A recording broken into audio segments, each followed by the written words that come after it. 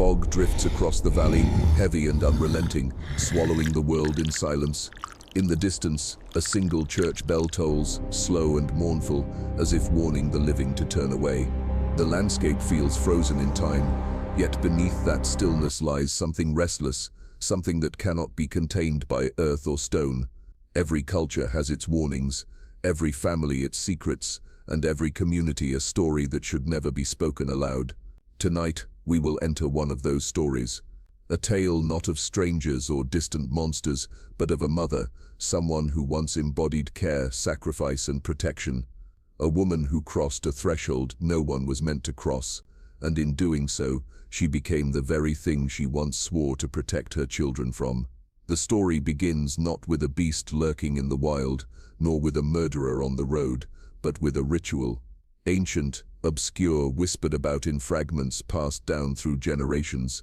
A ritual promising salvation, but demanding a price so high it can break even the strongest bonds of love. For in the end, that is how evil truly works. It doesn't always strike from outside, with claws and fangs. Sometimes, it blossoms inside the home, at the very heart of the family, where trust is deepest and betrayal cuts the sharpest. But before we enter the darkness, we must confront the question that sits at the center of this tragedy. What could drive a mother to abandon her humanity? Was it greed? Was it power? Or was it love twisted into something unrecognizable? Love so desperate that it lost its shape and rotted into obsession? The answer lies buried in folklore, in forbidden practices, in the stories that priests condemned, that villagers whispered about only when the night was thick, and that scholars dared not record in full.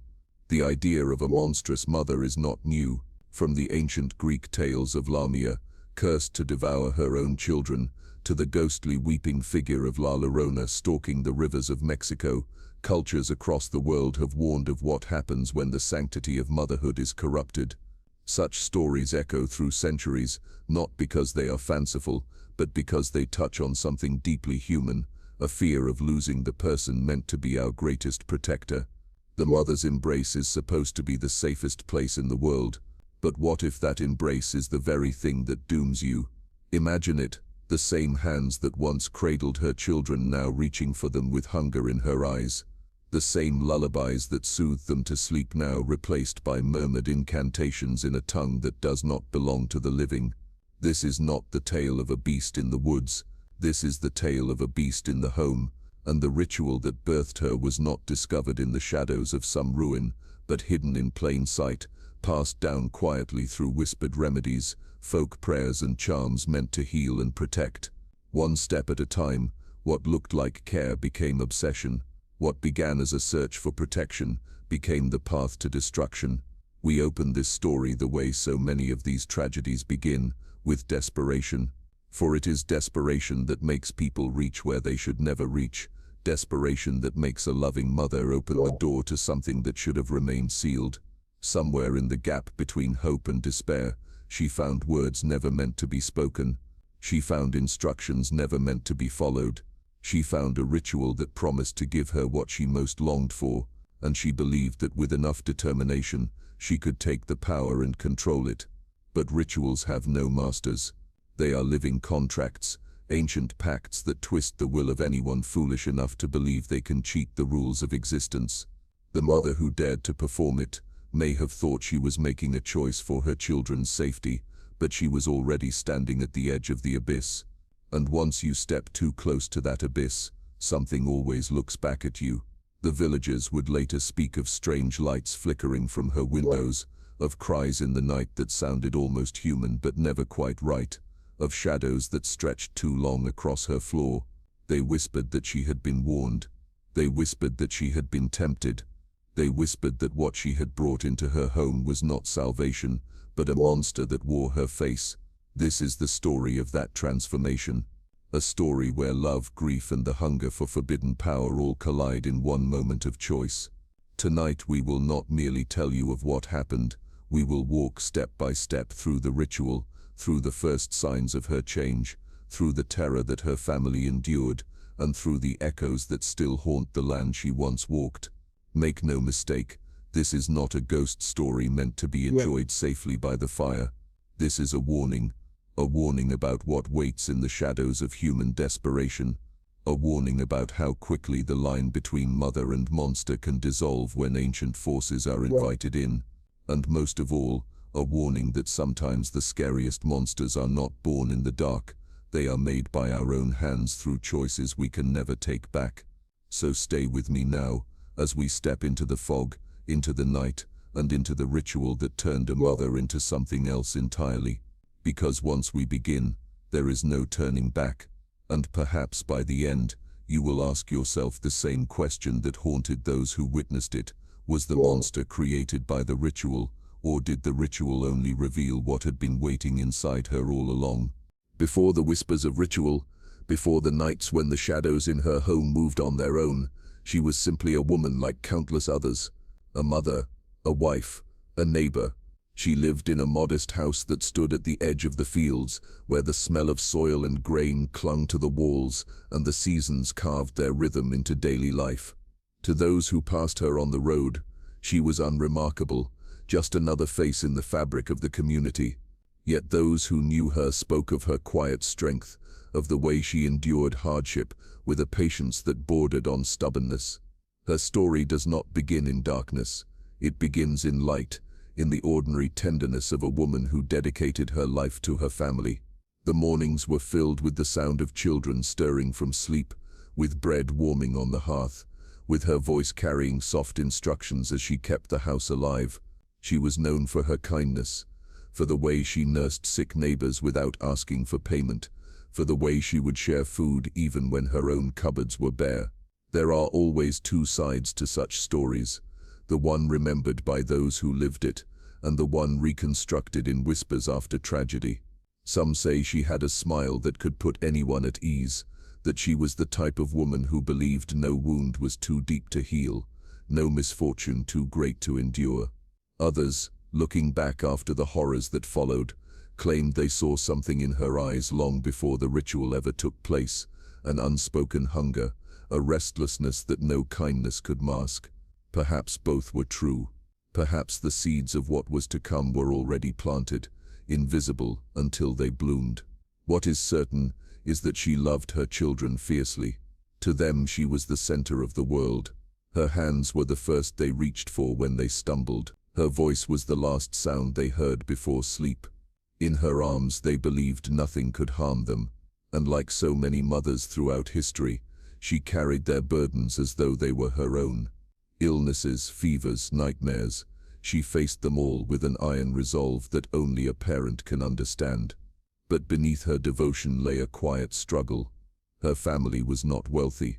The winters bit hard, the harvests were uncertain, and the demands of survival never eased. Each day was a balance between enough and not enough, and every setback carved deeper lines into her face. The illness of a child was not just a private grief. It was a threat to the entire family's survival. And in times when medicine was little more than prayer and superstition, desperation often drove people to remedies that blurred the line between faith and fear. Neighbors recalled how she clung to hope, even when hope seemed impossible. When one of her children grew sick with a fever that refused to break, she was said to have walked barefoot through the forest in the dead of night, seeking herbs and roots believed to carry healing power. When the child recovered, she was praised as a mother of uncommon strength. But some whispered that she had gone too far into the woods, too close to places where ordinary people did not go. They whispered that she had returned with more than roots and leaves, that she had returned with knowledge not meant for human hands.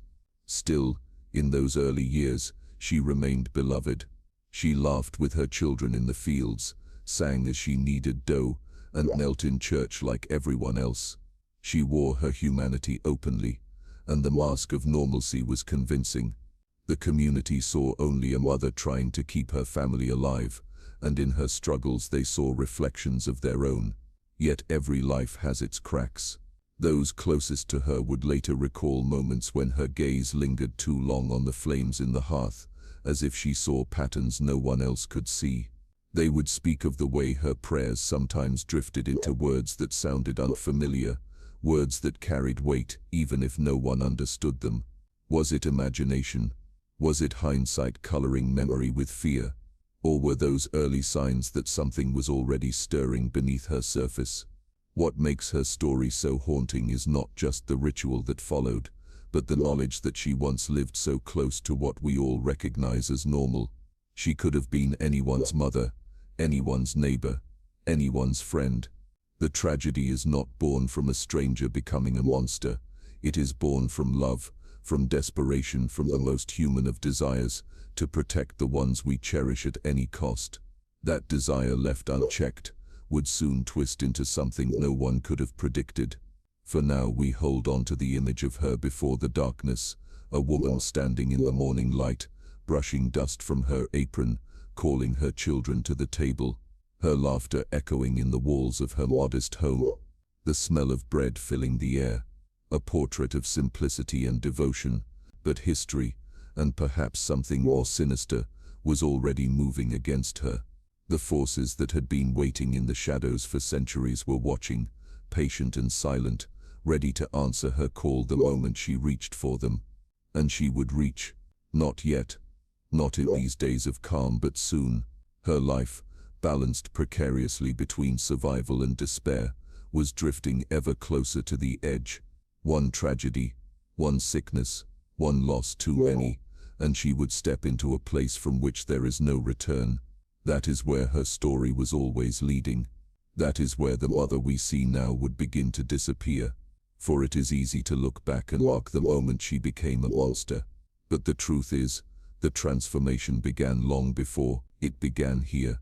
In these quiet years, in the hidden cracks of love and fear, in the silence of nights where she prayed for answers she should never have sought. And though no one around her could see it, the path had already been laid. The mother they knew would one day be gone, leaving behind only the legend of what she became.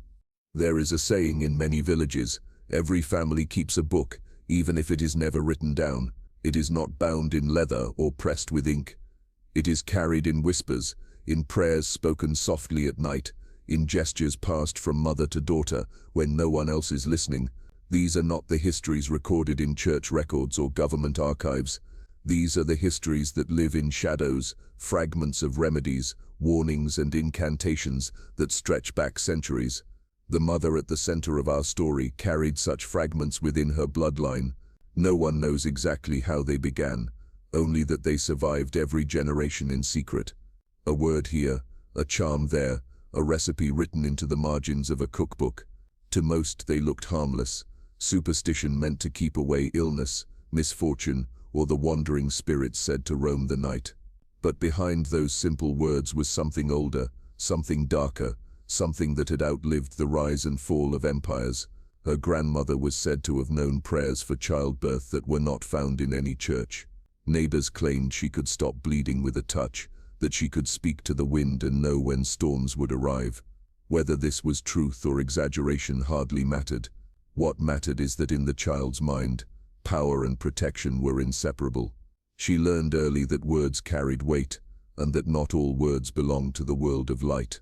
Over time, fragments of this forbidden knowledge collected around her like pieces of a broken mirror. She was told that if she scattered salt at the doorway, evil would not cross. That if she burned certain herbs, the dead would not follow. And deeper still, she was told of a prayer not meant for daylight, a prayer that could bend the will of sickness itself. It was said that her great-grandmother whispered it during an epidemic, and those who heard it lived while others perished. Was it chance? Was it faith? Or was it something else? Such questions lingered in the air, unanswered but unforgettable. Throughout history, rituals tied to motherhood have always carried both reverence and fear. In ancient civilizations, fertility and blood were seen as sacred forces, powerful enough to create life, but also to destroy it. The Aztecs offered sacrifices to appease mother goddesses who demanded blood for the gift of children. In parts of Europe, midwives were accused of witchcraft when their knowledge of herbs saved lives where priests failed. In Africa, rituals invoking ancestral mothers were both protective and dangerous, for to summon such spirits was to invite them into the living world. Our mother, caught between desperation and devotion, lived at the crossroads of all these echoes. Whether she realized it or not, The knowledge she carried was not simply folk wisdom. It was a tapestry of forgotten practices, woven together across generations, waiting for the right moment to awaken. There are always thresholds in such stories. A prayer spoken once in desperation can sound harmless. A candle lit at midnight can feel innocent, but repeated enough times, with enough intent, those acts shift. They become invocations, they become offerings, they become rituals, and rituals do not care about intent, they respond to action. She believed she was borrowing from harmless tradition, but what she held in her hands was the edge of a blade sharpened by centuries of use. The community around her likely suspected pieces of this knowledge. Villagers are not blind to the patterns of their own. When the sick recovered after she visited, when animals quieted at her touch, when her children seemed to survive what others did not, people noticed. Some admired her, others feared her, and it is often fear that tells the truest stories. Neighbors whispered that she had inherited something dangerous, that her bloodline carried words that should never be spoken aloud. And though she lived as any other mother, tending her family with devotion, those whispers never truly left. But forbidden knowledge has a way of calling when the world collapses. When sickness threatened her household, when hunger gnawed at her children, when prayers to the church went unanswered, she remembered the fragments, the little phrases spoken in corners, the symbols scratched into wood, the songs sung not in daylight, but in silence, when even the moon turned away.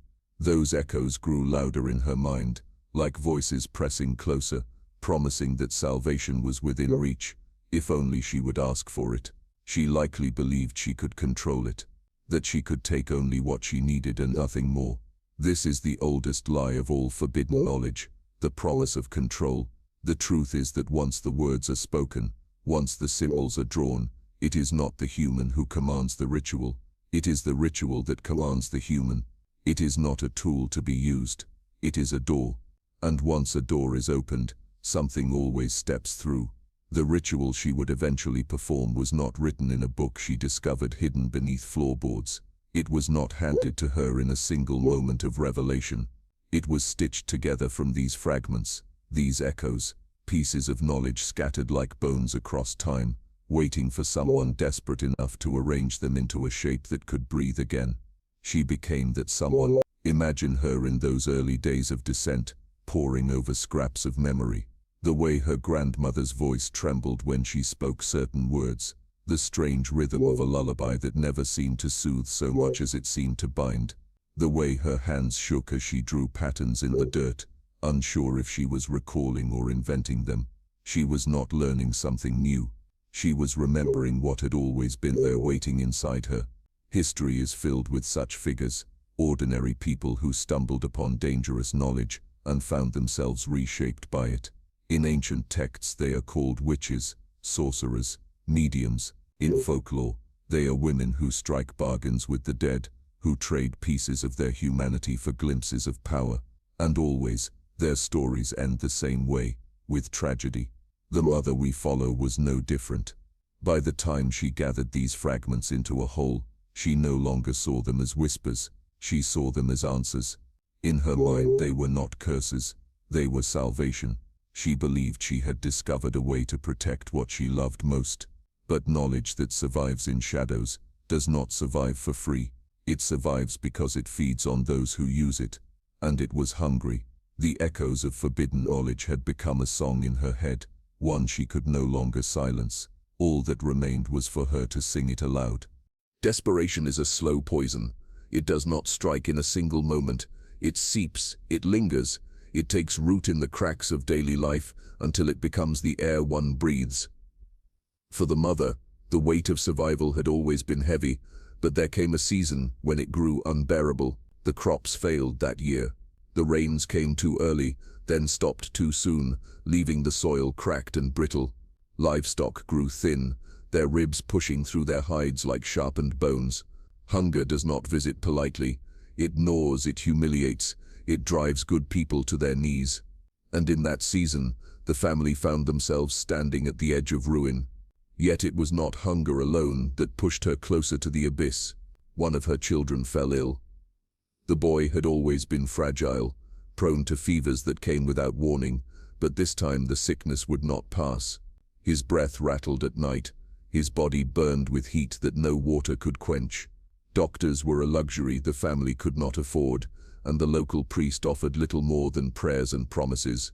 Day by day the boy grew weaker, and with him her hope began to wither. Imagine her there, watching as the child she had once cradled in her arms now lay pale and trembling. Imagine her hands, raw from washing rags in cold water, her eyes bloodshot from nights spent awake, listening to the uneven rhythm of his breathing. Desperation changes the way the world looks. Ordinary remedies no longer feel enough. Every shadow seems to whisper an alternative. Every silence seems to echo with the question, "What would you do to save your child?" This is where love begins to twist. It begins pure, rooted in sacrifice, but under the crushing weight of fear, it warps into something else. For most, the line between care and obsession is invisible until it has already been crossed. She told herself that she was willing to do anything. And when a mother says anything, the world should tremble, because anything includes stepping where no human being should ever step. Neighbors later recalled how she began to withdraw during this time. She no longer lingered to chat at the well. Her face grew pale, her words short, her movements hurried. They said she was seen pacing the edge of the woods at night, as though waiting for something, or perhaps someone to emerge. They spoke of faint smoke rising from her chimney long after midnight, when most homes lay in silence. To the outside world, these were strange but harmless signs of a woman drowning in grief. Only she knew that the fragments of forbidden knowledge she had carried for years were no longer whispers, they were promises.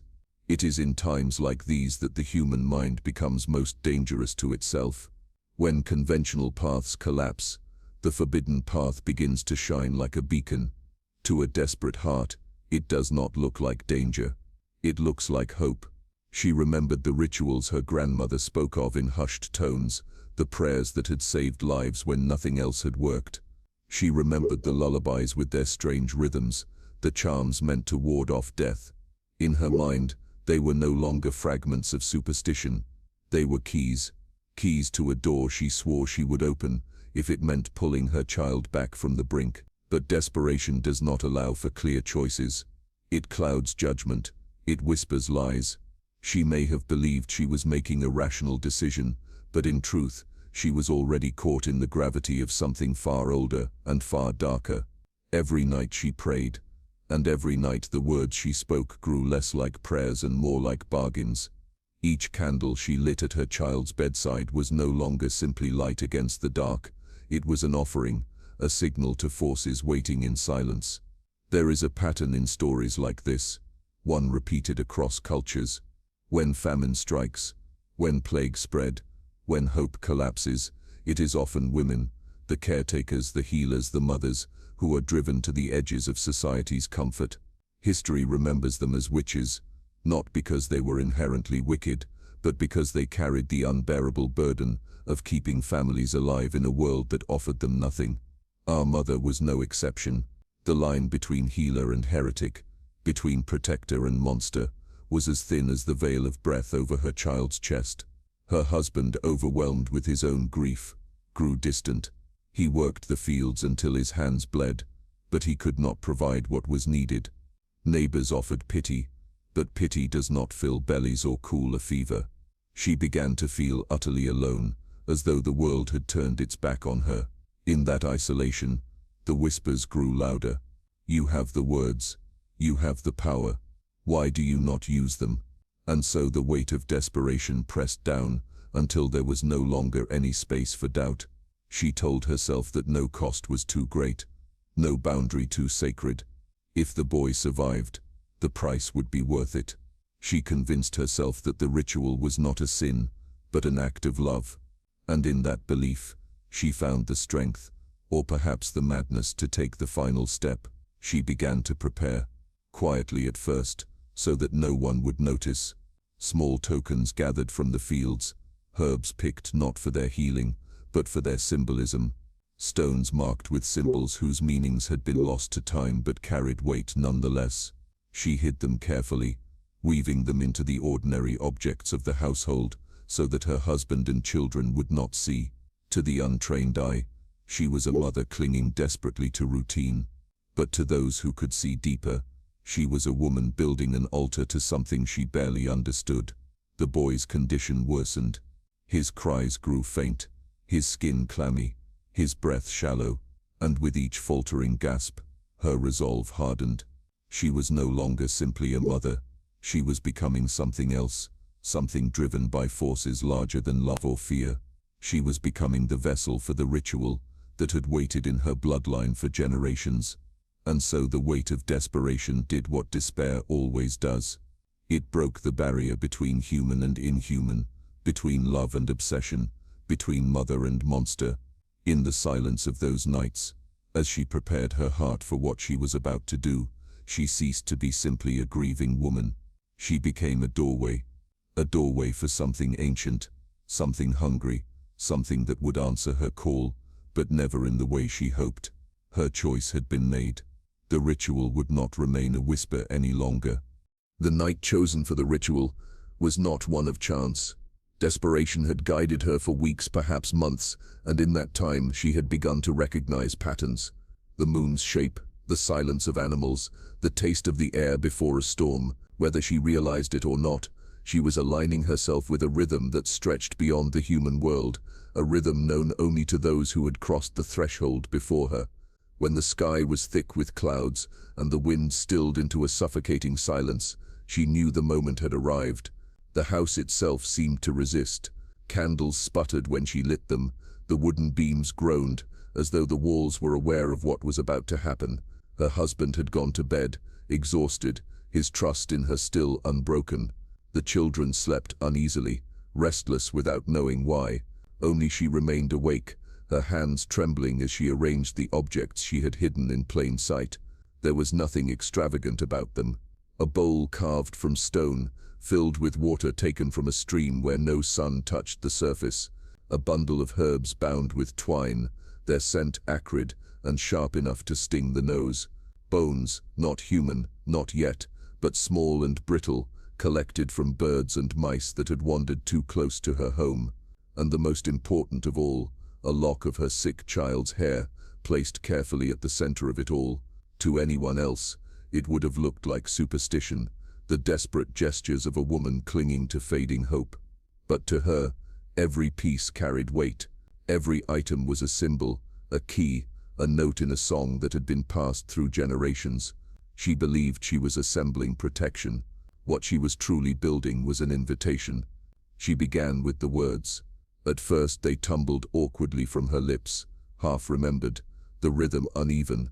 But as she continued, her voice grew steadier, deeper, almost as though it no longer belonged to her. The language was not one she fully understood.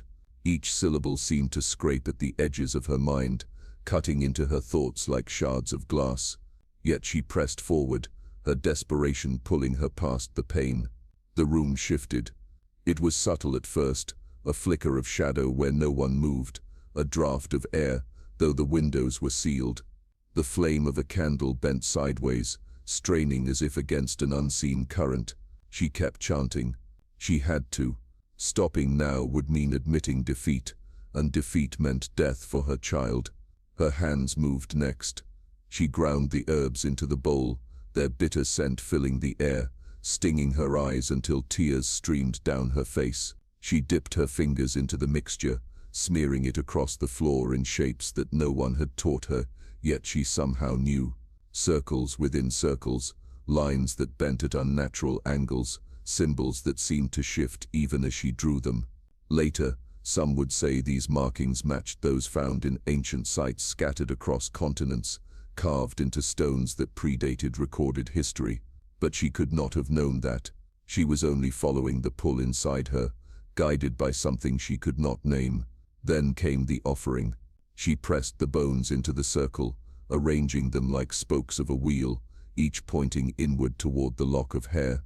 The sound they made as they touched the floor was sharper than it should have been, as if the wood itself protested their presence. She whispered again, faster this time, her voice trembling but urgent, a plea wrapped in a command. The air grew heavy. The silence deepened. In that moment, she felt something shift, not outside of her, but within. It was as though her body had become hollow, a vessel emptied out so that something else could enter. Fear clawed at her, but desperation smothered it. She begged, she demanded, she promised. Anything, everything, if only her child could be spared. The first sign came quietly, a sound faint and fragile, like the cry of an infant carried on the wind. It drifted through the room, though no windows were open, no child awake. She froze, her breath caught in her chest, but then the cry came again, louder, sharper, layered with something that was not human. Her instincts screamed at her to stop, to close the circle, to snuff the candles and run. But she stayed. She had come too far to turn back. Her voice rose, cracking with both fear and determination. The words spilled faster, flowing from her mouth, as though the language had always been hers. The air thickened until it was difficult to breathe, pressing down on her shoulders, squeezing her chest. The candles flared, stretching tall and thin, their flames bending inward toward the circle. Shadows danced along the walls, twisting into shapes that did not belong to the human form. And then, silence. Absolute, suffocating silence. Not even the sound of her child's labored breath, carried from the next room. In that silence, she felt it, the answer. It was not a voice in her ears, but a weight in her mind, heavy and commanding, pressing thoughts into her skull that were not her own. It promised her what she asked for: health, protection, salvation. But every promise carried a condition, and the condition was simple. She would give herself, not in death, but in transformation.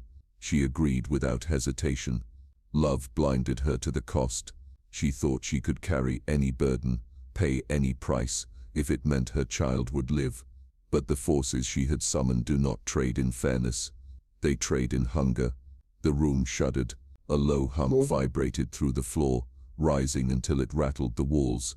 The symbols she had drawn pulsed with a dull red glow, as though the lines themselves were alive.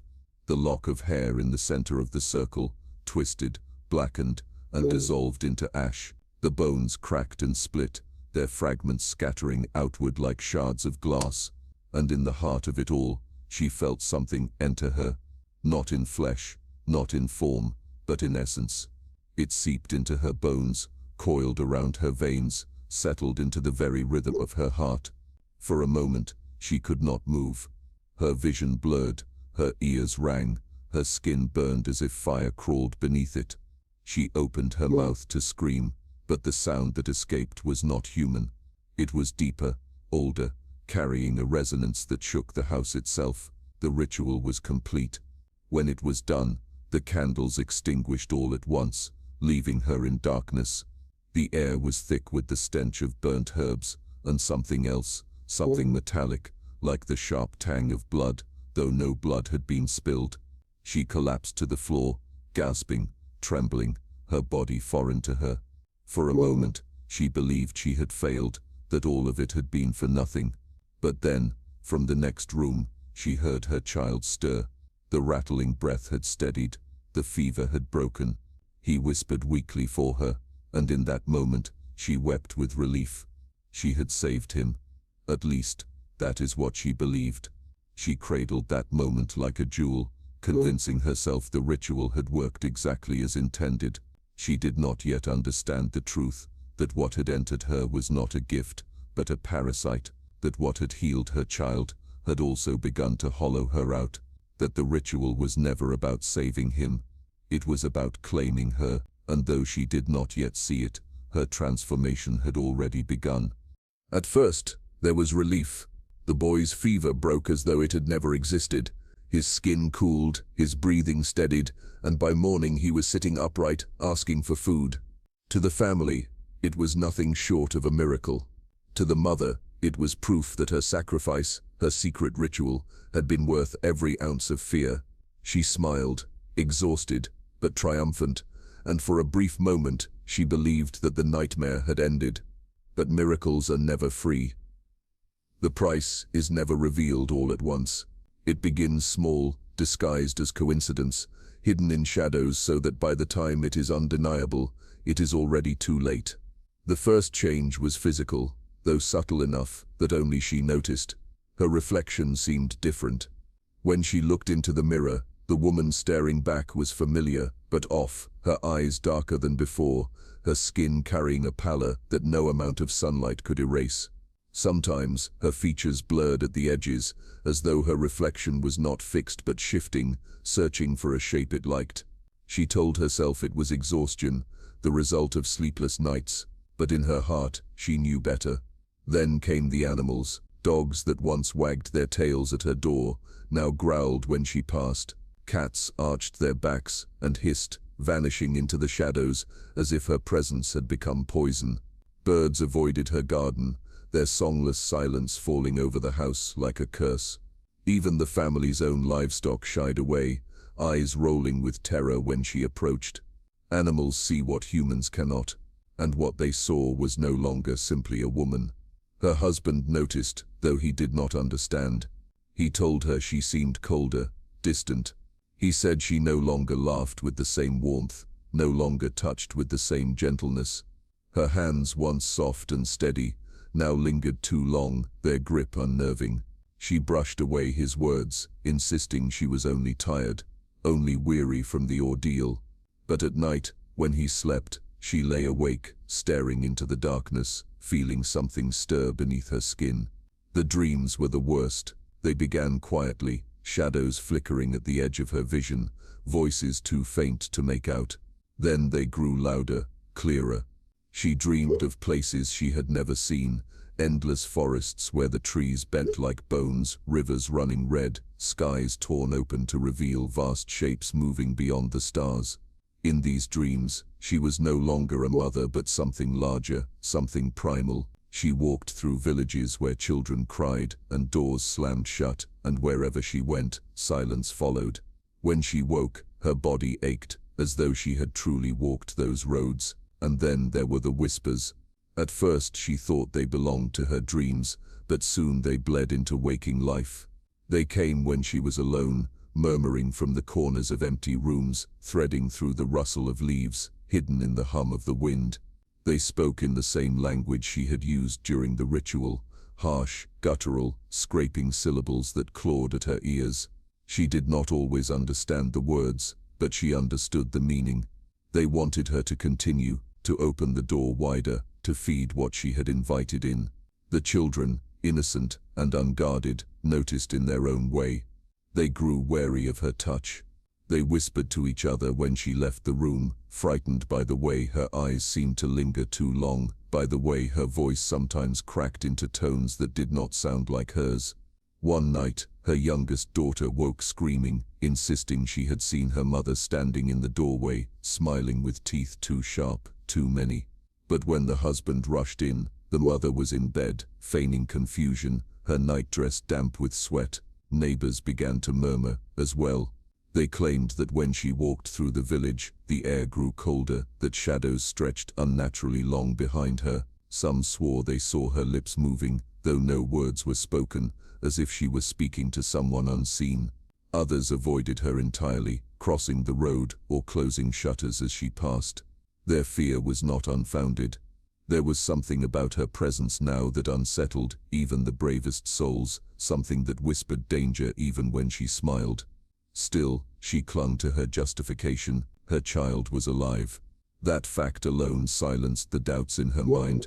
Whenever fear threatened to consume her, she reminded herself that the ritual had worked. She told herself that whatever changes she felt, whatever shadows gathered around her, they were the price of survival.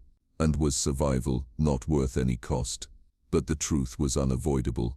She was no longer herself. Her strength grew unnaturally, her grip leaving bruises on objects she handled without care. Her appetite shifted, food tasting bland unless salted heavily, blood from even the smallest cut stirring hunger she could not explain.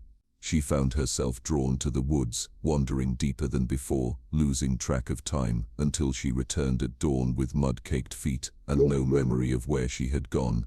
Her husband confronted her once, his voice trembling, as he asked what had happened to her. For a moment, she almost confessed. But then, something moved behind her eyes, something that smiled when she did not. She answered coldly, sharply, a voice layered with tones that were not her own. He recoiled, shaken, and after that night, he stopped asking questions. Fear had already replaced love. Transformation is rarely sudden. It is a slow unraveling, thread by thread, until the fabric of who someone once was lies in tatters. By the time she recognized the changes, it was already too late. The ritual had not given her power, it had given her infection, and like any infection, it spread.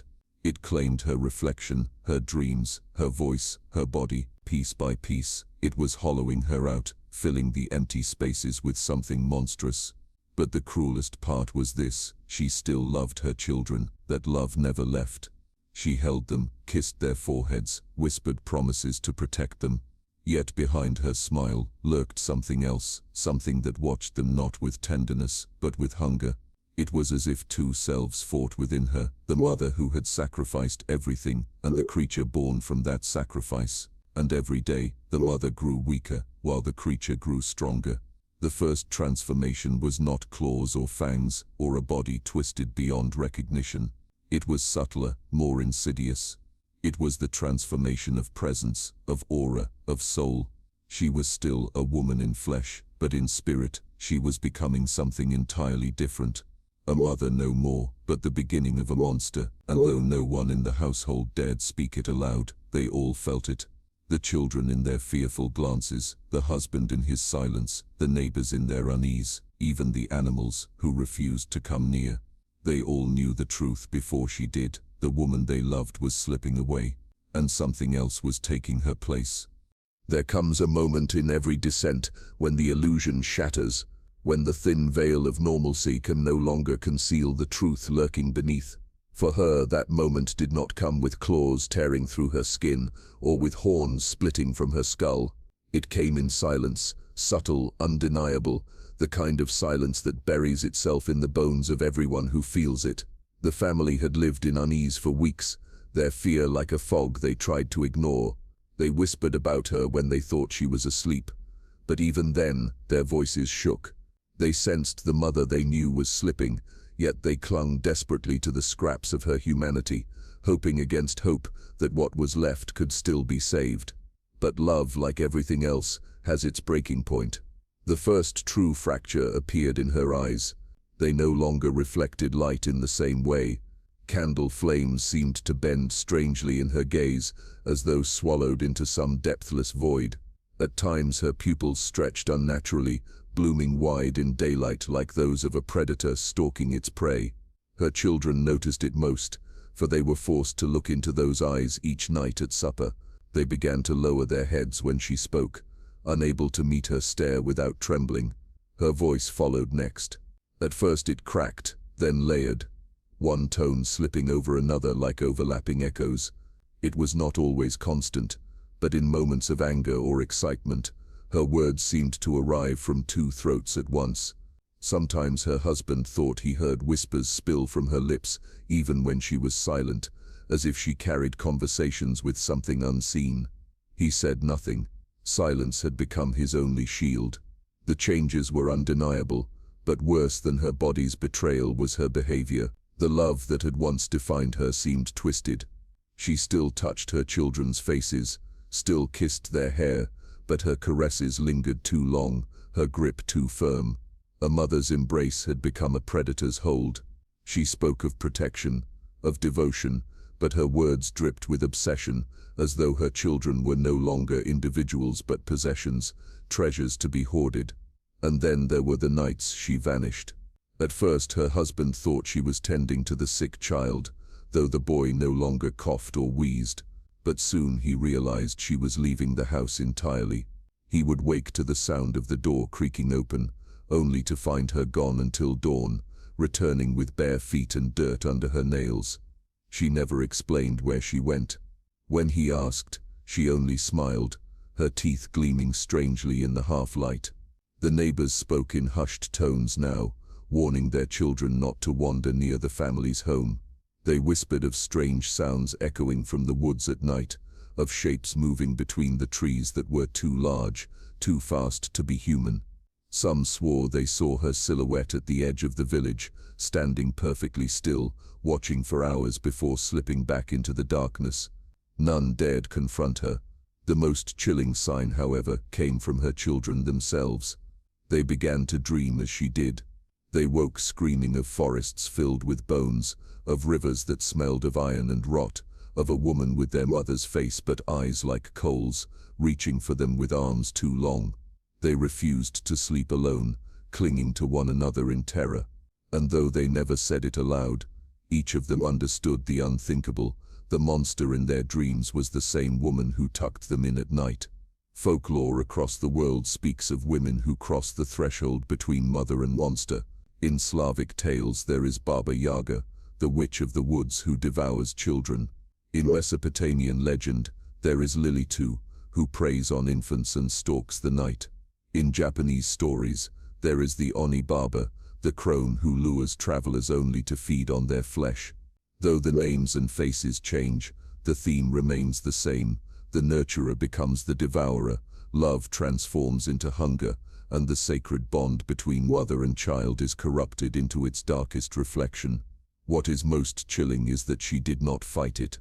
Somewhere deep inside, perhaps a fragment of the woman she once was remained, whispering in agony. But the louder voice was the one that had entered her during the ritual, and it told her that she was chosen, that this was her destiny. She was not losing herself. She was evolving, ascending beyond the limitations of humanity.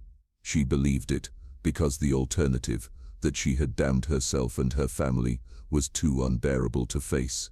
The husband, broken by fear, began to withdraw completely. He no longer shared her bed, no longer touched her hand. He slept lightly, an axe hidden near his side, though he never dared raise it. He loved the memory of the woman she had been, and that memory paralyzed him. Better to live in silent terror than to destroy the ghost of the wife he still clung to. But the children saw the truth more clearly than he did. They were not blinded by love or memory. They knew the woman who had once sung them lullabies was gone. What remained was a shell, occupied by something ancient and cruel, a mother in flesh only, a predator in spirit. The transformation was complete not when her body changed, but when her role did. She no longer nurtured. She no longer sacrificed. Instead she consumed. Her children were no longer her legacy. They were her sustenance, her anchors to the mortal world, the vessels through which her monstrous presence could expand. And though she had not yet laid a hand on them in violence, the hunger in her eyes promised it was only a matter of time. This was the cruelty of the ritual. It had twisted love into obsession, devotion into possession. The bond between mother and child had been corrupted, turned inside out until it mirrored the darkest folklore. She had crossed the threshold that countless stories warned of. She was no longer the protector. She was the threat.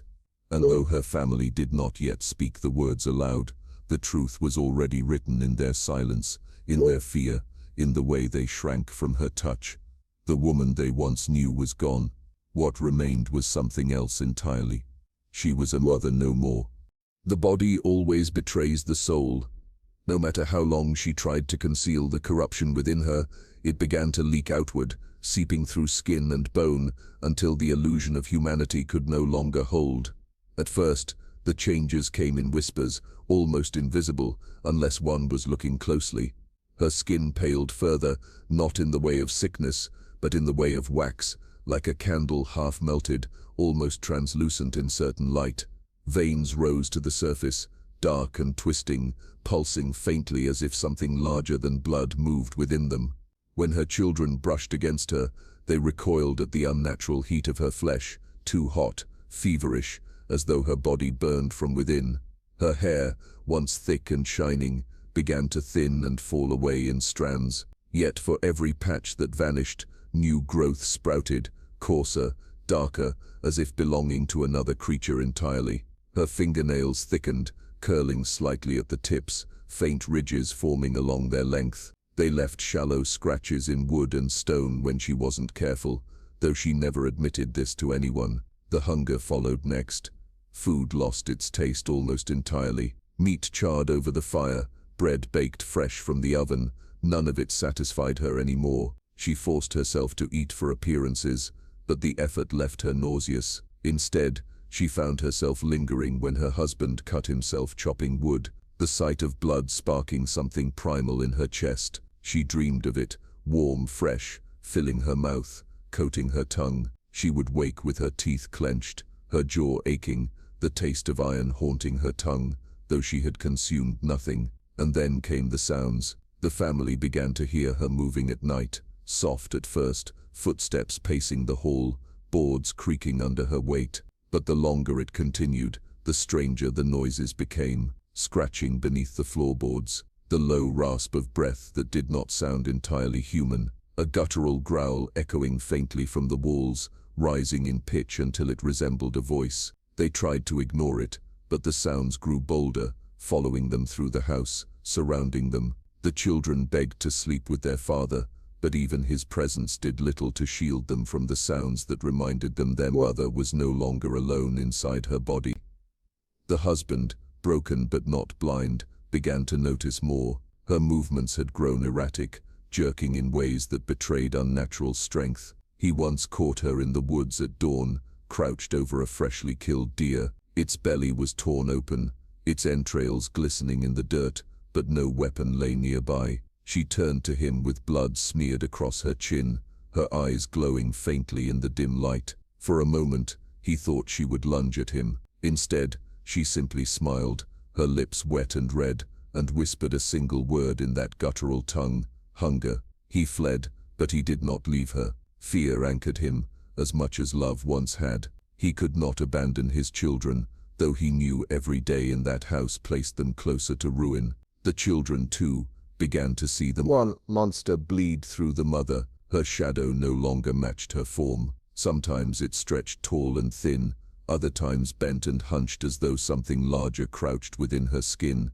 At night, they swore her shadow moved even when she stood perfectly still, writhing along the walls like a thing alive. Once, her youngest screamed that her mother's face had changed at supper, her mouth stretching wider than it should, teeth too sharp, too many. The others hushed her, but deep down they knew it was true. Her voice grew stranger still. At times it carried that dual tone, layered and echoing. At others, it slipped into whispers, fragments of the language she had spoken during the ritual. Words spilled from her lips unconsciously, like prayers muttered in sleep. And when she caught herself speaking them, she did not stop. She smiled, repeating them louder, as if savoring their weight on her tongue. The children covered their ears, but the words seemed to seep through the walls, vibrating in their bones, twisting in their dreams. The villagers noticed the changes too, though they dared not confront her openly. They claimed she was seen wandering the fields at midnight, crawling on all fours, her movements too fast, too fluid, like an animal stripped of its disguise. Some swore they heard howling from the woods, not of wolf or dog, but something that sounded eerily human. Doors were barred tighter, children were warned never to stray past sundown. The family's home, once a place of warmth, had become a cursed landmark whispered about in taverns, and yet she still clung to fragments of her humanity. She still tucked her children into bed, though her hands shook as if holding back from something darker. She still whispered promises of protection, though her words sounded like threats. She still looked at her husband with longing, though her gaze lingered on the pulse in his throat more than the love in his eyes. It was this contradiction that terrified them most, not the one monster that appeared in shadows, but the fragments of the one mother remained fighting and failing inside the same skin. Folklore tells us that true monsters are never born whole. They are shaped, piece by piece, from suffering, from desperation, from bargains struck in the dark, and what she was becoming was not a sudden creation, but a slow unveiling of what had always been waiting beneath the surface. She had invited it in. Now it was claiming her inch by inch, until the one monster within no longer needed to hide. The children prayed for the one mother they once knew to return. The husband prayed for courage to act. The neighbors prayed only that the family's curse would not spread to their own doors. But deep down, every soul who crossed her path understood the truth. The woman was gone. What remained was a body that no longer belonged to her, carrying something ancient, ravenous, unstoppable. And though the transformation was not yet complete, one fact had already become certain. There was no one mother left, only the one monster within. Every culture, in every corner of the world, has carried a story of the mother who becomes the devourer. She is not confined to one land or one time. She walks through centuries, through languages, through traditions whispered in firelight. She wears many faces, but her role is always the same.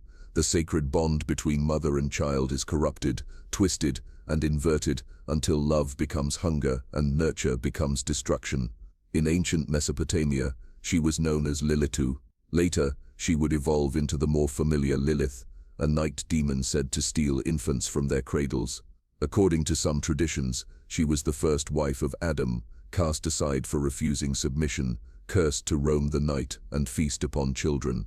Mothers of that time were told to protect their newborns with charms, amulets, and prayers, because the devouring mother was always near, waiting for the moment of weakness when love could not save them. In the Slavic forests, the same archetype took form as Baba Yaga. She was no ordinary witch. She lived in a hut that walked on chicken legs, a grotesque image of distorted motherhood, both home and predator at once. Baba Yaga was a figure of paradox. She could grant wisdom, she could offer aid, but she could also devour, boiling children in her cauldron. To approach her was to risk everything, for her hunger was as legendary as her knowledge. She was the maternal figure inverted. Instead of protection, she offered peril. Instead of nurturing, she consumed. In Japan, the archetype emerged as the Oni Baba, literally, the demon hag. She was once said to be a mother herself, driven into madness and monstrousness by famine, grief, or betrayal. The Oni Baba wandered villages, luring the innocent before striking, her hunger insatiable. Some versions describe her as once human, transformed through desperation into a creature that survives only by feeding on others. Again, the theme surfaces. The mother, twisted by circumstance, becomes the monster that preys upon children. Even in Greek mythology, the theme echoes. Consider Lamia, once a queen beloved by Zeus. Out of Hera's wrath, Lamia's own children were slaughtered, and in her grief, she transformed into a monster. Maddened by pain and jealousy, she began hunting the children of others, her eyes wide, never closing, her hunger unending. In Lamia, we see grief becoming rage, motherhood becoming destruction, the sacred bond inverted into a curse that no prayer could soothe. And then, there are the more obscure tales, folk whispers passed through rural traditions. In some Celtic regions, the figure of the Kyle each emerges, a hag-like being tied to winter, storms and death. While not always portrayed as maternal, she often appears as the destructive echo of womanhood, a reminder that the giver of life can also be the taker. In South American folklore, the La Llorona weeps eternally for the children she drowned, cursed to wander riversides. Though she mourns them, she is also feared as a predator of the living, drawing children to watery graves with her cries. What unites these figures is not their details but their essence. They are stories about women who crossed a line, through grief, through hunger, through rage, through ritual, and emerged as something other than human. They are cautionary tales about the fragility of love, the danger of obsession, and the darkness that lingers in the maternal role. For in every culture, people understood something primal. The mother is both protector and destroyer. She who gives life can also take it away. Our story, this mother who performed her forbidden ritual, is not an isolated case. It fits neatly, horrifyingly, into this global tapestry. Like Lamia, she acted out of desperation for her child. Like Baba Yaga, she gained knowledge and power, but with a cost. Like Lilith, she invited something into herself that forever severed her from ordinary motherhood. Her transformation was not unique. It was archetypal, almost inevitable. She was merely the latest vessel for a truth humanity has whispered for millennia. The mother can become the monster. Psychologists and anthropologists studying these myths often argue that the figure of the devouring mother represents collective fears. In times of famine, when mothers could not feed their children, stories emerged of those who turned to unthinkable acts, cannibalism, infanticide, or abandonment. In times of sickness, When others watched helplessly as their children died, tales arose of mothers who bargained with forces beyond reason, only to lose themselves in the process. These stories gave shape to the unspeakable, turning private grief into cultural myth. But there is also something deeper, something unsettling. The devouring mother is not just about famine or plague. She is about the paradox of love itself. To love someone so fiercely, so desperately, is to risk crossing into obsession. To desire their survival at any cost is to risk paying that cost with your soul. The mother who becomes the monster is not only a figure of fear, she is a mirror held to love in its darkest form. Our mother believed she was saving her child, and in a sense, she did. But the ritual twisted her devotion, corrupted her sacrifice. Her hunger was not born of neglect, but of love weaponized by the thing she invited into her body.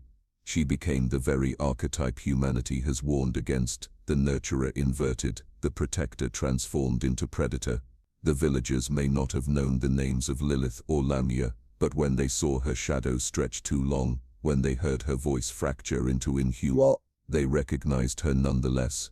They knew instinctively what she had become, not just a woman possessed, not just a mother corrupted. She was the ancient story returning, walking once more in flesh, and perhaps that is why such stories endure. They are not merely relics of superstition, they are warnings, they are reminders that beneath the surface of every sacred role lies its shadow waiting. The same hands that cradle can also crush, the same lips that soothe can also curse, and the same heart that loves can, under the right conditions, transform into something unrecognizable. In her we see not only a tragedy but a pattern. She is not alone. She stands in a long line of mothers who crossed the threshold and never returned.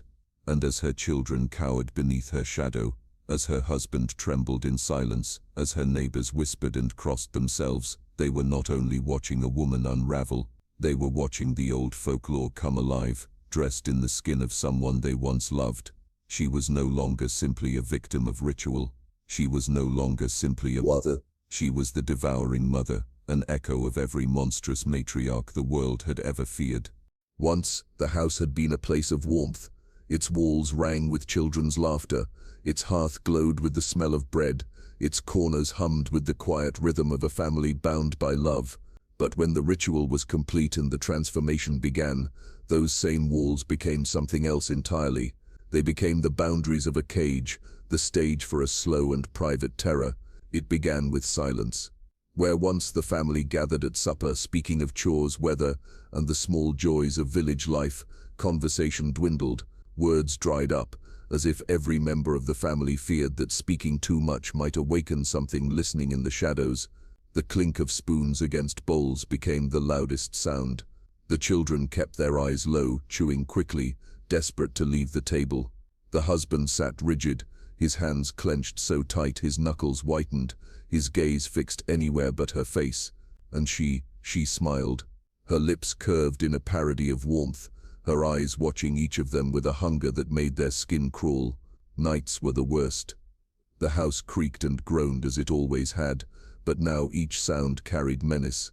The children huddled together, convinced their mother was standing in the hall, listening to them breathe. Sometimes they were right. They would hear the soft padding of her feet, slow and deliberate, pacing outside their door. At times the handle turned as though she considered entering, but stopped at the last moment. The children would bury their faces in their blankets, whispering prayers they barely remembered, praying dawn would come. The husband did not sleep either. He lay awake, staring at the ceiling, gripping the axe he kept by the bed. He told himself it was for protection against wolves or bandits, but in truth he knew better. The real danger was under the same roof, sharing the same bed, at least the body that once belonged to his wife. Some nights, he would wake to find her already standing over him, watching silently. She would tilt her head, eyes unblinking, lips parted in something between curiosity and hunger. When he stirred, she would smile faintly and slip back into the darkness, leaving him trembling and drenched in sweat. The air itself seemed heavier now, as though the walls absorbed the dread that hung within. Candles sputtered without reason, flames bending, as if to escape. Shadows stretched unnaturally long across the floor, bending around her form in ways that defied logic. Even in daylight, the house felt dim, colors muted, corners cloaked in gloom. It was as though the home was no longer theirs, but hers, a place reshaped to reflect the darkness she carried. Food spoiled quickly, milk curdled overnight, bread grew mold before it was sliced, salt clumped as though soaked in moisture, though the air was dry. The children whispered that the house itself was sick, poisoned by their mother's presence. The husband began to believe it too. He noticed the way insects swarmed the windows, how rats scurried in the walls despite every trap. The home had become unclean, as if nature itself sought to reclaim it from within. And always, there were the sounds: scratches in the attic, knocks against the floorboards, low hums vibrating through the beams. Sometimes the voices came too, faint, guttural, muttering in the same language their mother had spoken the night of the ritual. The children covered their ears, but the whispers slipped through, weaving into their dreams until they woke screaming. The husband began to drink heavily, desperate to blur the edges of the nightmare, but even alcohol could not dull the truth. Their home was haunted, not by spirits, but by the living woman who had once been their salvation. The children stopped calling her mother. At first, it was unintentional, a slip of the tongue when speaking quietly to each other. They referred to her simply as her, a presence rather than a person. Later, they avoided addressing her at all, nodding silently when she spoke, praying not to draw attention. She noticed, of course. She always noticed. And sometimes, when the silence stretched too long, she would lean close to one of them, smile too wide, and whisper, "Say it. Call me mother." The words crawled across their skin like worms. They obeyed, voices trembling, and her smile widened with satisfaction. The husband considered escape, but fear bound him tighter than any chain. He imagined running with the children into the woods. But what if she followed? What if she found them? Worst still, what if she let them go, only to return at night for vengeance? In his mind, the safest place was paradoxically also the most dangerous, inside the house, under her watchful gaze, pretending nothing had changed. Denial became survival, but the cracks widened. One evening, while the family ate in silence, a glass shattered on the table. No one had touched it. The shards scattered outward, as though struck from within. The children gasped. The husband stiffened, but she only laughed. The sound was low, jagged, layered with tones that did not belong in a human throat. "The house is alive," she murmured, her gaze sweeping across them. "It listens, it learns, it feeds." After that, the family stopped speaking of escape entirely. They understood what he had feared all along. There was no leaving the house. The house was her now. Her presence clung to its beams, seeped into its walls, soaked into its floor. To walk away from it would not free them. It would only invite her to follow, carrying the nightmare wherever they fled. And so the house of warmth became a house of fear. Each day stretched longer than the last, each night more unbearable than the one before. The children grew pale, hollow-eyed, thin from restless sleep. The husband aged rapidly, his hair streaked with gray, his body weakened from tension. Only she seemed to thrive, her skin glowing faintly in the dark, her smile sharper, her voice stronger. The house drained them, but it nourished her. It was no longer their home, it was her lair.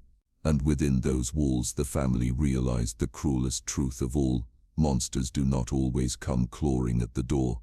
Sometimes they sit at your table, sleep in your bed, and call themselves mother. For weeks, the house had existed in suspended terror, every family member a prisoner of dread. But dread cannot remain forever in stasis. Fear, like pressure in a sealed vessel, must eventually burst. The breaking point came quietly, in the dead of night, without warning, yet every moment that preceded it had been leading here. The husband had not slept for days. His body was a husk of nerves, his eyes bloodshot, his hand permanently curled around the handle of the axe he now carried openly. He had stopped pretending, stopped whispering excuses to the children about wolves or thieves. They knew. He knew. The only predator was already inside. On that night, the air felt different, thicker. The children sensed it even before the sounds began. They woke almost in unison, hearts racing, as if some primal alarm had rung inside their bodies. From downstairs came the scrape of wood against stone, a dragging, deliberate sound. Then, the guttural hum, her voice, but not her voice, chanting in the same forbidden tongue of the ritual. The husband rose from bed, every muscle taut. He crept toward the stairs, the axe heavy in his grip, his breath shallow. He could see her in the glow of a single candle, kneeling on the floor, tracing symbols across the boards in something dark and glistening. Blood.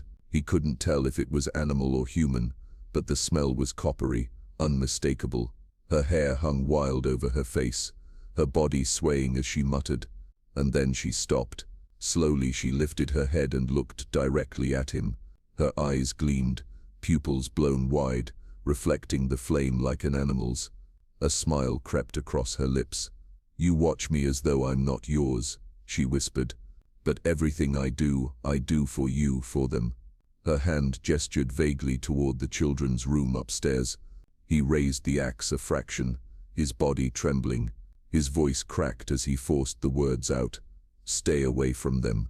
Her laughter filled the room, low at first, then rising into a cacophony of layered voices. "Stay away. I carried them. I bled for them. I fed them from my own body. They are mine. You would deny me my own flesh." The children, unable to bear the waiting, crept down the stairs, their small faces pale in the candlelight. When she saw them, her smile widened. She rose to her feet, and in that moment her body seemed longer, her shadow stretching unnaturally against the wall. The symbols at her feet pulsed faintly, as though alive. The youngest child whimpered. That single sound snapped the fragile silence. She turned sharply, predatory, and took a step toward them. The husband moved instinctively, placing himself between her and the children. The axe trembled in his hands, but he raised it high, his jaw set in grim determination. "You'll not touch them," he said. For the first time, his voice did not waver. Something in her expression shifted. The smile faltered, replaced by a snarl that twisted her features into something barely human. Her voice dropped to a guttural growl. "They are not yours to protect." And then she lunged. The children screamed. The husband swung the axe with all the strength left in his body. Wood splintered as the blade embedded into the doorframe where she had stood a heartbeat earlier. She moved unnaturally fast, her body contorting, her hands clawed. She knocked him to the ground with a force that belied her frame. His head struck the floor, his vision swimming. Above him, her face hovered, his wife's face, but twisted, mouth stretched too wide, teeth glinting in the candlelight. The children acted without thinking. The eldest grabbed a heavy iron pot from the hearth and hurled it with all their strength. It struck her shoulder with a sickening thud. She reeled back, shrieking, a sound that rattled the walls and sent dust cascading from the rafters. The husband scrambled to his feet, yanking the axe free from the doorframe. Now the house was alive with chaos. The children sobbed, clutching one another. She circled them, movements jerky, animalistic, her eyes burning with a feverish light. The husband stood between them, axe ready, his breath ragged. "Please," he shouted, desperation cracking through his anger. "Whatever you are, leave her. Give her back." For a moment, there was silence. Her head tilted unnaturally, as though listening to some distant voice. Then she spoke, but the voice was layered, doubled, not entirely hers. "She is gone. There is only we." The words broke what little hope remained. He realized then that the woman he loved, the mother of his children, would never return. Whatever had been summoned in that ritual had consumed her completely. The room erupted again as she lunged, this time not for him, but for the children. He swung the axe downward, the blade slicing across her arm. Instead of blood, a black tar-like substance oozed from the wound, hissing as it touched the floorboards. She shrieked, recoiling, her body twisting as though fighting itself. For an instant her face flickered, His wife's eyes filled with tears, mouth forming silent words he couldn't hear. But then the darkness surged back, overwhelming her features with the monstrous grin once more. The children clung to each other, their sobs filling the room. The husband staggered back, gripping the axe, torn between terror and determination. He realized what had to be done. The breaking point was not just this confrontation, it was the choice. To protect his children, he would have to destroy the woman he had once loved. To end the nightmare, he would have to kill their mother. Tears burned his eyes as he raised the axe again. His hands trembled, not from fear, but from grief. "Forgive me," he whispered, to her, to himself, to the life they had once shared. The children watched, frozen in horror, as the moment hung suspended in time, the axe poised, her body crouched, the house itself holding its breath. And in that suspended moment, one truth settled over them all. Love had brought them here, devotion had twisted into obsession, and now, survival demanded sacrifice. The breaking point had arrived. The home would never be the same again. When the final blow fell, the house went still. The husband's chest heaved, his arms trembling as the axe slipped from his hands and clattered onto the blood-slick floorboards. The children's sobs quieted to shuddering gasps, their eyes wide, unblinking. For a moment, no one moved. "It's what you'll do." The air was heavy, as if the house itself mourned. She lay on the ground, her body twisted unnaturally, black ichor spreading beneath her like spilled ink. Her chest did not rise. Her eyes, those once familiar eyes, stared glassy and vacant into nothingness.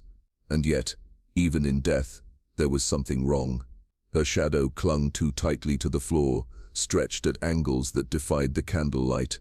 The children dared not step closer, terrified that even now she might rise again. The husband knelt beside her, hands shaking. He wanted to close her eyes, to grant her some fragment of dignity, but when he reached out, her skin was cold, rubbery, almost alien. He recoiled. This was not his wife, not anymore. He turned to the children, their faces pale and streaked with tears. "It's over," he whispered, though the words felt hollow even as they left his lips. Over? How could it ever be over? The woman who had been their mother lay dead at his feet, slain by his own hand.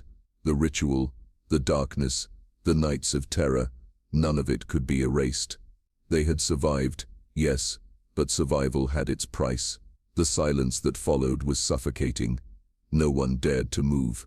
The house groaned in the wind. Floorboards creaked beneath unseen weight. And faintly, so faintly, the husband thought he heard a whisper. It slithered through the beams, low and guttural, echoing the forbidden tongue she had spoken. He told himself it was imagination, the remnants of fear still clinging to his mind. But the children heard it too. Their heads snapped toward the ceiling, eyes wide, listening. The house was not cleansed. The blood spilled that night had soaked into its wood, into its walls. Whatever she had summoned had not died with her body. It lingered. By dawn, they left. The husband carried nothing but the axe. The children clutched each other, refusing to look back. The house stood silent behind them, its windows dark, its door ajar like a mouth left open in mid-breath. To others, it would appear as any other home on the edge of the village. But to them, it was a tomb, a lair of shadows, a place where their lives had been shattered. When the villagers saw them arrive at the square, their eyes widened, whispers spread like wildfire. The children clung to their father's coat, their faces hollow with exhaustion and fear. Some asked what had happened, but no answer came. He shook his head, his lips sealed by shame. How could he tell them the truth, that his wife had become a monster, that he had killed her with his own hands, that the evil still clung to their home? Some truths were too heavy for words. The villagers pieced the story together from fragments. They noticed the absence of the wife, the way the children avoided questions, the way the husband's hair had gone nearly white in a single season. Some whispered that she had died of sickness. Others claimed she had gone mad and vanished into the woods. A few, the oldest and most superstitious, spoke in hushed tones. The ritual took her, the house took her. None dared enter the house again. It stood abandoned, its doors swaying in the wind, its roof sagging, but no one dared claim it. The bravest boys in the village dared each other to approach at night, to peer through its windows. They returned pale, swearing they saw shadows moving where no one lived, heard whispers when no one spoke. By day, the house was empty. By night, it lived. For the family, life after was no less haunted. The children grew quiet, withdrawn. They flinched at sudden noises, avoided darkened rooms, and spoke only rarely of their mother. When they did, it was with confusion and pain. Was she the woman who had tucked them into bed, or the creature who had stalked their halls? Which memory was true, and which was a lie crafted by the darkness? The husband bore his guilt like a second skin. He told himself he had done what had to be done, that he had protected his children. Yet every night, as he lay awake, he saw her face. Not the monstrous grin, not the black ichor, but her true face, smiling, gentle, the woman he had loved.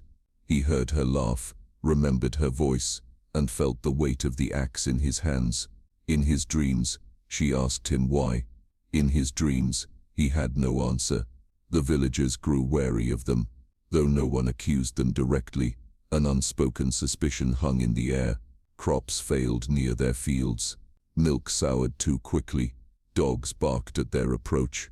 People whispered that the darkness clung to them still, that once the ritual touched a family, it never truly let go. Time passed, but scars remained. The children grew, but the shadow of their mother's fate followed them into adulthood. Some left the village, unable to bear the weight of whispers. Others stayed, but never married, never bore children, as though afraid the curse might repeat itself through blood. The husband grew older, bent beneath years of silence. He rarely spoke of her, but sometimes in the quiet of night, the children would hear him murmur her name, his voice breaking with longing. The house stood through all seasons. Rain battered its roof, snow weighed upon its beams, yet it never collapsed. Villagers avoided it, but no one dared tear it down. To destroy it, they feared, would release what was trapped inside.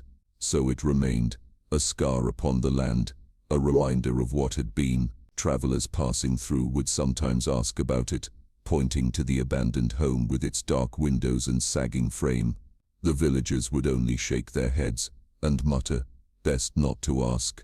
And so her story became part of the village's folklore. Mothers warned their children never to stray too near, never to listen if they heard voices calling from its door.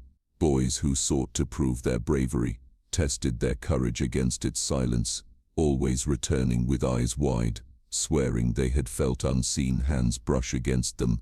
The house became legend, her story twisted by retelling, until the line between truth and tale blurred. But for the family, the truth never blurred.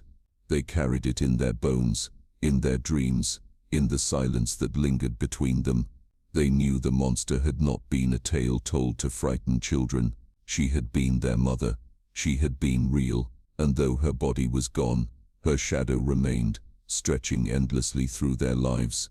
The aftermath was not triumph. It was survival drenched in sorrow, a hollow victory carved from blood and silence, for though they had escaped her teeth, they could never escape her memory. And in the darkest hours of night, when the wind rattled their windows and the shadows seemed too long, they sometimes wondered if she was truly gone, or if in some hidden corner of the world, or within themselves, she still waited. Stories like hers never truly end. They ripple outward, echoing through memory, through whispers, through the very marrow of those who survive. Long after her body was buried, if indeed it was, the echo of her presence lingered in the village, in her children, in the house that refused to die. To the outside world, it may have seemed a tragedy contained, a private collapse hidden in a forgotten corner of the earth. But to those who knew, to those who felt it, her story was not just one of a mother gone wrong. It was a story that fit into a far older, far deeper pattern. The archetype of the devouring mother, of the protector-turned-predator, is not confined to her name, her home, or her blood. It stretches back through history, through myth, through countless stories humanity has told itself to explain the inexplicable. We fear the stranger, yes, but we fear more the betrayal of those closest to us. What greater horror exists than the inversion of love itself? The echo of her story became cautionary folklore in her village. Children were warned not to play near her house, not to wander in the woods after dark, not to trust voices calling from the shadows. Mothers too were reminded, subtly, cruelly, that love could sour, that devotion could rot into obsession. Some whispered prayers at night, not only to protect their children, but to protect themselves from crossing the same line. But beyond the village, echoes resound elsewhere.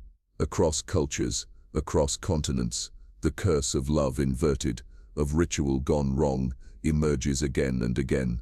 Consider the myths already spoken of: Lilith, Lamia, Baba Yaga, La Llorona.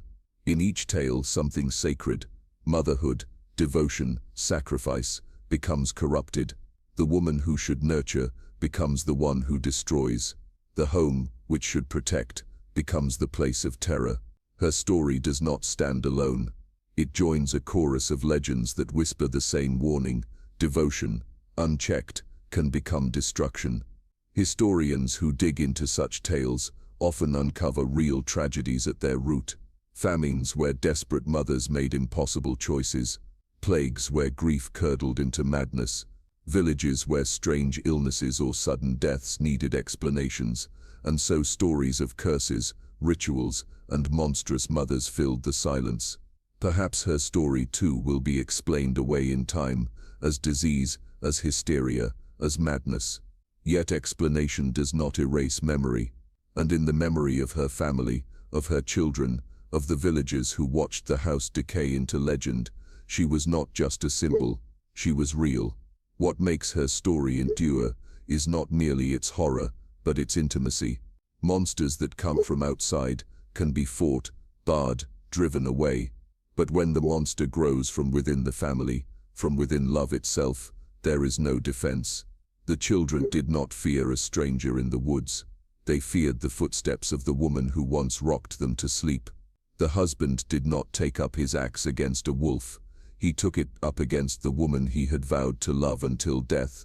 And perhaps that is why stories like hers burrow so deeply into human imagination. They reveal that love itself carries the seed of its own undoing. In the centuries to come, her name may fade. The village may crumble. The house may rot into earth. But the pattern will remain. Somewhere, another story will rise of devotion warped into monstrosity, of ritual performed in desperation, of a mother who becomes something unspeakable. Each echo is not repetition, but reminder that the line between protection and possession is thinner than we want to believe. And what of the children? Legends say they lived, but living does not mean escaping. Trauma becomes inheritance. Their silence became their burden, their lineage marked not by bloodlines alone, but by shadow. Did they grow into parents themselves, always fearing the monster within? Did they speak her name, or bury it so deeply it became unspeakable? No matter the choice, the curse lingered, because the curse was not only in her, it was in them, in memory, in the echo of what they endured. The husband's silence too became its own haunting. He lived, but survival cost him the weight of guilt he carried until his last breath. And when he died, what passed with him? Was it only his grief, or did the darkness, still tethered to his house, slip free again? Stories say that on stormy nights, when the wind tears through the village, her voice can still be heard, sometimes as a laugh, always as a reminder that the past does not stay buried. So what, then, is the true curse? Is it the ritual, the words spoken in desperation, the thing she invited into her flesh? Or is it the pattern itself, the eternal story of love that destroys, of devotion that corrupts? Perhaps the real curse is memory, humanity's inability to forget, to let go, to stop retelling the tale of the mother who became the monster. Documentarians, folklorists, storytellers, we return to these tales not just for fear but for recognition. They mirror back to us the fragile balance of love and power, devotion and control. They remind us that obsession is but love sharpened to a blade, that rituals are but prayers twisted into bargains, that monsters so often are born not in caves or forests, but in cradles and kitchens and homes. Her story is an echo of the myths that came before her, an echo of the stories that will follow after. And like all echoes, it fades but never vanishes, always lingering faintly in the silence. The villagers who once crossed themselves at the sight of her house are long gone. The children who whispered of her footsteps have turned to dust. But still the echo remains, in folklore, in warning, in the very archetype of the devouring mother that refuses to die. We tell her story not to sensationalize, not to exploit, but because it demands telling. Because silence only strengthens the echo. Because somewhere someone else is whispering the same forbidden words in the dark, driven by desperation, convinced they are saving someone they love. And when they do, her shadow will stir again, ancient and eternal, walking once more in the skin of a mother who loved too much. The curse is not broken, it is only waiting. And so, as the final echo fades, we are left with one question, the same question her family faced as the house grew silent and the blood cooled. When does devotion become destruction? And if love itself can turn monstrous, how safe are any of us? The story of the ritual that turned a mother into a monster should have ended with her death. A clean severing, a body buried, a family scarred but alive, a village free from the curse. But stories like these never resolve so neatly. They linger, weaving themselves into the fabric of the world, carried by memory, by whispers, by the silence that follows horror. And it is in that silence that the true ending resides. In the years after, the abandoned house stood as an open wound on the edge of the village. Children dared one another to approach it, to peer through its broken windows. They swore they saw shapes moving in the dark, heard the sound of footsteps pacing just out of sight. Some claimed they heard a woman's lullaby drifting from its walls, sweet at first, then warping into something guttural and alien. For the villagers, it became a place of avoidance. They walked wide circles around it, muttering prayers as they passed, pretending it was nothing more than rotting wood. But deep down, they knew it was not the house they feared. It was what lingered inside. The husband and his children never spoke of her again. Not to each other, not to the villagers. The silence became its own language, heavy and suffocating. But silence does not erase. It festers. Each of them carried her in their bones, her face burned into their dreams, her voice threading through the quiet hours of night. They survived, but survival is not the same as living. And perhaps that was the cruelest part of the curse, not that she became the monster, but that her family was forced to live in the aftermath of her transformation, condemned to carry her shadow wherever they went. Generations later, her story had twisted into folklore. No one remembered her name. Some claimed she had drowned her children and wandered the woods as a restless spirit. Others said she had sold her soul to keep them alive, only to be claimed by the thing she bargained with. Still others insisted she had never existed at all, that she was only a cautionary tale to keep children obedient and wives devout. But always, the story ended the same way, with a house that no one dared enter, and a woman who had once loved so fiercely that love itself destroyed her. And here is where the echo grows louder. Because even as her story blurred into legend, the archetype persisted. Across the world, in places that had never heard her name, the same figure appeared again and again. A mother who devours, a protector who becomes predator, a ritual that promises salvation but delivers only horror. Psychologists might call it projection, the embodiment of collective fears. Anthropologists might call it cultural archetype, a myth repeated across civilizations. Folklorists might call it oral tradition, reshaping itself with each telling. But for those who lived in that house, who carried her blood, who heard her footsteps in the hall, they would call it something else. They would call it memory. Perhaps that is the most terrifying truth of all. For if her story is memory, not myth, then the echoes are not symbolic.